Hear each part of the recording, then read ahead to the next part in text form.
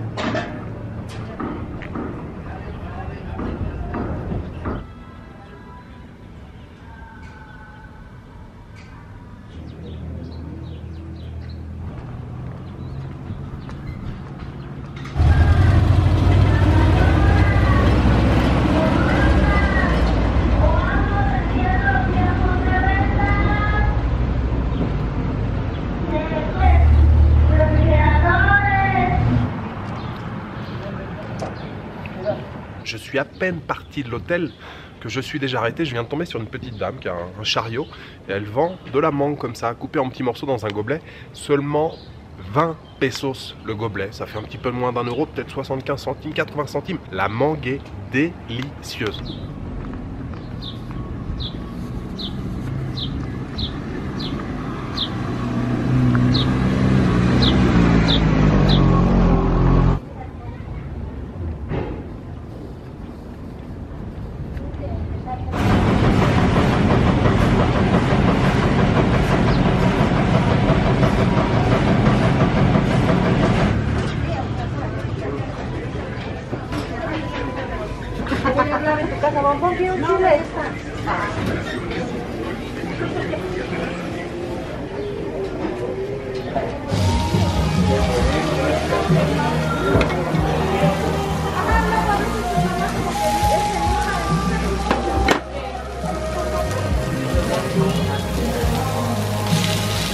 Dame, Mauricio, el litro de color.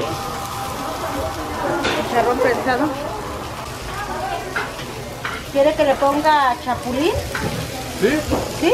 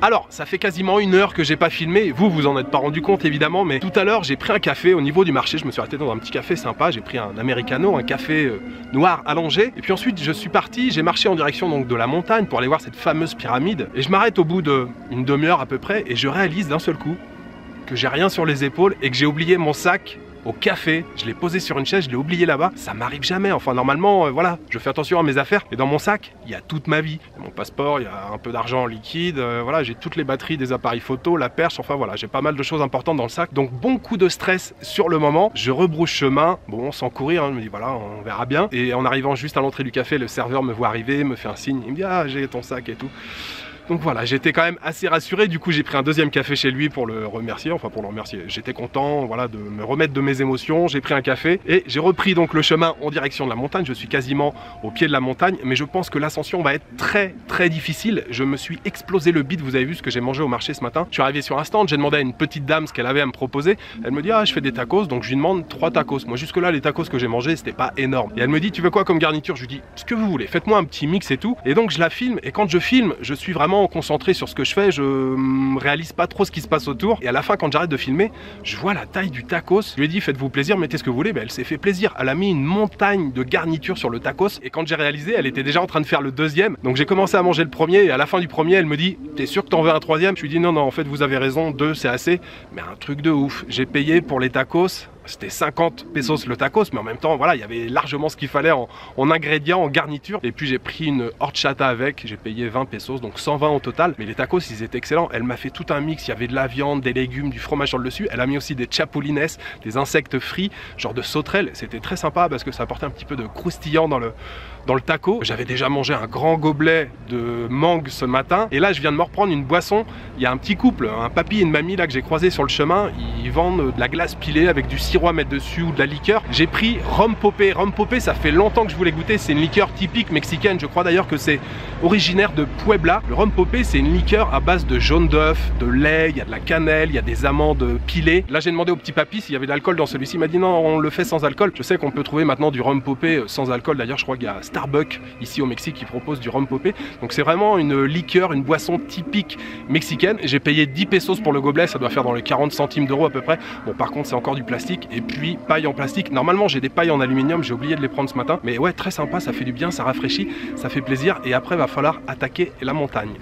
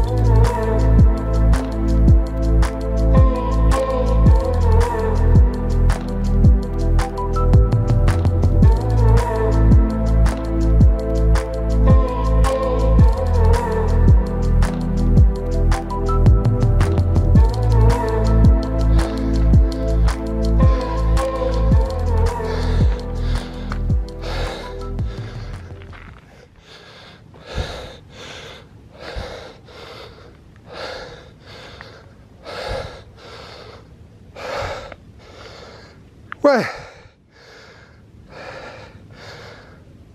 Ça y est, je suis arrivé en haut, mais pas en haut de la pyramide, les amis, la pyramide elle est fermée. J'ai monté en connaissance de cause parce que j'ai demandé avant quand même de grimper. On m'a dit tu peux pas accéder à la pyramide, mais le chemin il est ouvert, donc tu peux monter. Au début vous avez vu, il y a des marches, c'est gentil, il y a des stands de souvenirs de chaque côté. Et puis après on passe aux choses sérieuses, ça commence à se compliquer, c'est plus vraiment des marches, c'est des rochers, c'est presque de l'escalade. Et ça monte vraiment très raide. On crache un petit peu, mais après j'ai trouvé un petit rythme bien là, vous savez, alors, je dis ça, je suis pas du tout sportif, mais quand on est dans l'effort, à un moment on arrive à trouver le bon rythme, et c'est même... assez agréable en fait de poursuivre l'effort et c'est ce qui s'est passé là pendant que je montais, c'était bien. Là je suis arrivé en haut, je me sens pleine banane et effectivement arrivé quasiment à la pyramide, je l'ai aperçu, il y a une espèce de grille qui est fermée et juste à cet endroit là j'ai croisé 3 jeunes mexicains et je leur ai dit mais c'est fermé, vous arrivez d'où? Ah on descend d'un sentier là. Ils m'ont dit il y a un petit point de vue, si tu veux continuer de monter c'est encore une demi-heure, un petit peu plus. Je me suis dit bon allons-y, j'ai continué de grimper, il n'y avait plus personne hein. Sur le sentier il n'y a plus personne, j'étais tout seul en pleine nature et puis d'un seul coup je vois un gars qui arrive, un touriste, un étranger, on a parlé en anglais ensemble. Il me dit si tu continues le chemin, tu prends à droite, après à gauche,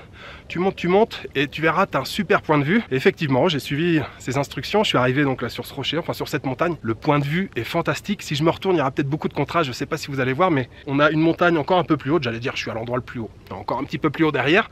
Puis vous avez vu là, ça descend tout en pente ici. Et puis après, on a les montagnes, d'autres montagnes dans le fond. Ici, on a le village de Tepoztlán. Je ne sais pas si vous voyez derrière au loin la ville de Cuernavaca par laquelle je suis passé hier. C'est vrai que le panorama est quand même assez fantastique. Et j'ai bien fait de continuer parce que ouais, c'est quand même très sympa d'être ici. Je vais me poser un petit peu, faire quelques plans. Et puis après, je vais pas tarder à redescendre parce qu'il doit être pas loin de 18 h déjà. Si je veux pas faire toute la descente dans le noir, je suis en tongs. Mais en tongs, c'est comme ça que je suis le plus à l'aise. Vous me dites souvent, oh, Jules, t'es en tongs, tu montes la montagne en tongs. Oui, j'aime être en tongs. Par contre, je suis parti sans eau. Et là, j'avoue que je boirais bien quand même quelque chose.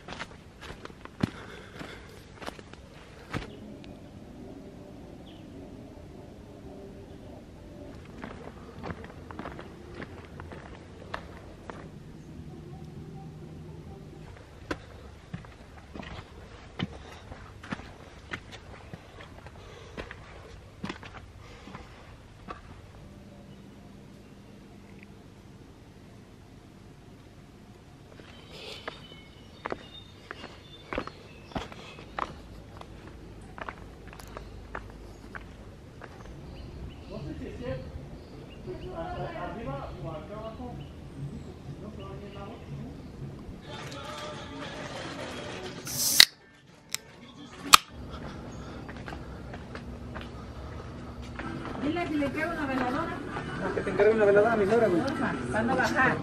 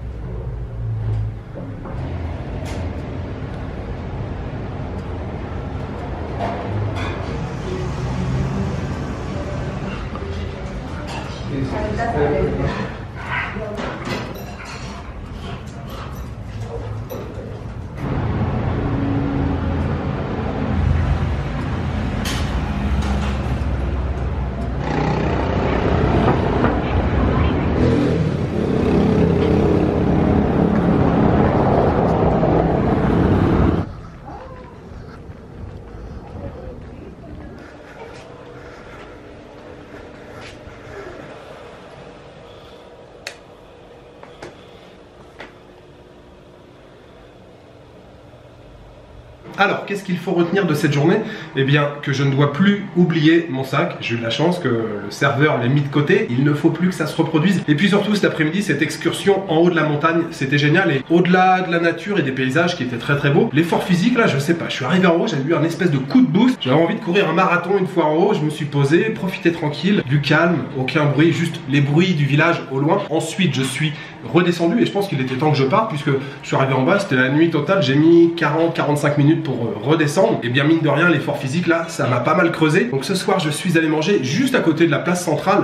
Le restaurant où je suis allé, bon, c'est une cantine, hein, c'est bonne franquette. Il y avait quoi, 3-4 tables à l'intérieur. Ça s'appelle Villa Cardel. C'est tenu par une mère et sa fille, adorables toutes les deux. Et je me suis régalé. Les 3 choses que j'ai pris, c'était excellent. Tout simple, cuisine sans chichi, mais des bons produits. J'ai pris une escalope de bœuf à la milanaise, rien à dire. J'ai demandé un petit peu de sauce, c'était pas en pot, c'était de la sauce fait maison. En dessert, j'ai pris un flan napolitano, il était excellent. Je lui ai dit, elle m'a dit, je mets que des ingrédients naturels, il n'y a pas d'arôme, rien, tout est naturel chez moi. Et puis en boisson, j'ai pris une agua fresca goyave, pareil, très très bon. Je me suis régalé. Ça a coûté ce soir 195 pesos, c'est ça. Ça fait un petit peu moins de 8 € et ça les valait largement pour la qualité des produits et puis pour la gentillesse de cette petite dame et de sa fille. Évidemment, avec ce très bon dîner, je voudrais remercier les tipeurs. J'aimerais remercier ce soir Arnaud Busca, Croco49 et Sylvia. Merci infiniment à vous 3. Voilà, il me reste juste à vous souhaiter une bonne soirée, une bonne nuit, une bonne après-midi. Je vous donne rendez-vous demain pour une nouvelle journée à Tepoztlán au Mexique. Ciao,